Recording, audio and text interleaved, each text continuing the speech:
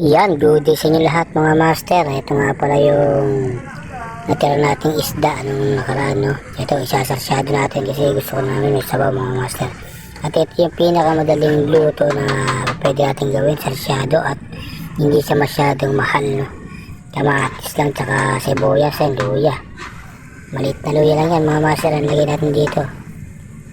Yan, para kahit paano mga master matanggal din lang sa luya natin, no?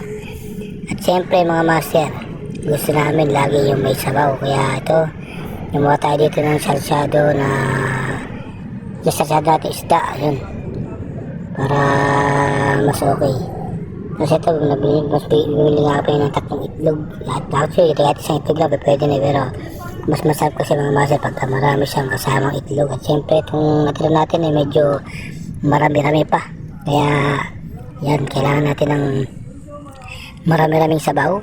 Saka siyempre dagdagan natin ng itlog. Ginawa natin 3 yan para marami-rami rin yung itlog natin, no? Mas masarap kasi pagka maraming itlog. Yan, siyempre mga master, ito i-mix na natin yung itlog para mailagay natin sa ating niluluto, no? Lagyan natin ng tubig yun, tapos lagyan natin ito para habang hindi pa masyadong kumukulo, masama sa pagkulo para isahan na lang yan. Yan, pasensya na kayo mga master, lagi kasi ako nagmamadali pag nagluluto ko kasi alam niyo naman lagi kaming kulang sa oras. Kaya yan, yung lang yung mga pwede natin gawin dito na pagluluto, yun lang ginagawa natin. Kasi hindi pa ako kumukulo, sinahalan ko na para pag kumulo, isahan na lang sila.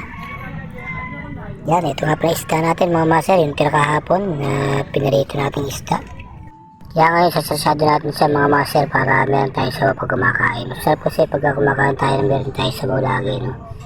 Yan, lalagyan na natin dito yung ating isda mga master para maya konti makakain na. Yes! Yan, ito yung 2 isda, no? Dahil parami tira isda mga master kasi hindi naman kayo masyadong malakas kumain ng lalo pagkain gabi. Alam sa pagkain na marami ng master, kaya konti-konti lang. Yan, ito nga, marami na pa itong isda na ito, sa 7 pa yata ito.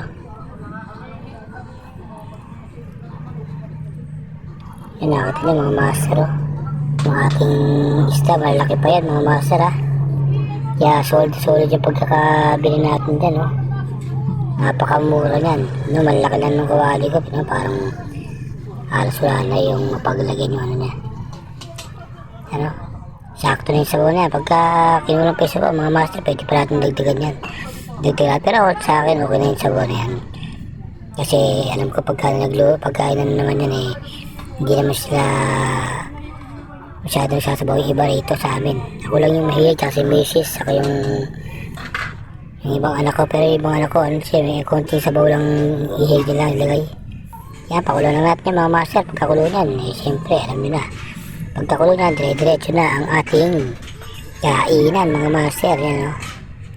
Yan, kumulo na mga master, diba? Yan, tapos tikman na natin mga master kung ano yung lasa niya. Pagka yung okay na yung palasa natin, siyempre okay natin yan, no? Yan, medyo na masarap na yung lasa mga master. Kaya ito, hanggang dito na siguro mga master. Siyempre, napakita ko sa inyo kung paano natin yan, no? Yan, nakita nyo na mga master, ha? Yan ang ulam ko.